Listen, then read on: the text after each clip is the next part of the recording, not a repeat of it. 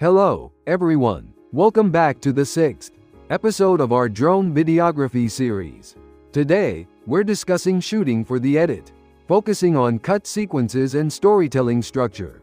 The quality of your drone video relies less on a single, pretty shot and more on story, continuity, how smoothly each clip connects to the next. That's why planning your cuts before takeoff is essential. First, let me explain the core principles of matching direction and speed. To ensure seamless visual flow during editing, align your flight path and momentum across clips.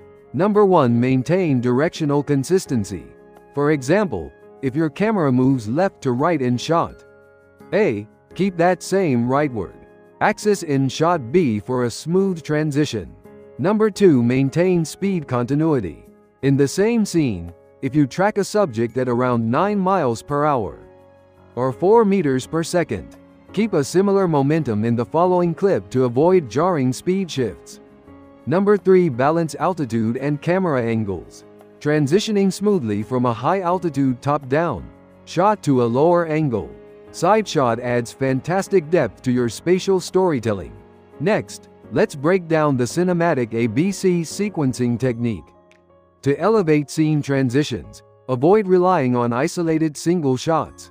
Instead, structure your flight into 3 distinct steps: introduction, main focus, and conclusion. Shot A serves as the introduction. Use a reveal shot or fly in from behind an obstacle to establish the environment. Shot B is your primary focus. Get closer using a tracking shot or orbit to highlight details and movement. Shot C acts as your exit. Use a fly-out or high-altitude bird's eye view to wrap up the scene and transition naturally to the next sequence. Let's look at a practical example. When filming travel destinations or architecture, start with a reveal shot emerging over a forest to showcase the building. Follow up with an orbit shot circling the structure, and finish with a fly-out, gaining altitude to frame the surrounding landscape. For action vlogs, start with a tracking shot behind the person. Switch to an overhead bird's eye view directly above, and conclude with an overhead reveal pulling forward to expose the wider scenery. Here are essential tips to improve editing efficiency. Record at least 8 to 10 seconds of clean movement per clip, so you have plenty of head and tail room for handles during editing.